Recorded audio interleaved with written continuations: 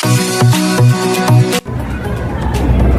nataron sa Super Metro magbalita o mga school supplies para sa itong mga bata sa simbahan. Pero kani dili ni sa simbahan ha na school supplies sponsored ni mami. Tungod ni kay natay blessing sa eskwelahan, so mo-share ta sa mga bata niya kay limited naman. So amo ra ginan ng mga bata nga 2 items lang na nagsugod naman ng klase, so amo lang dugangan og 2 items sa ilang school supplies na kuwang. So nami lista sa to lista, so nami lista sa ilahang gi-request, so amo ni kumprahon ron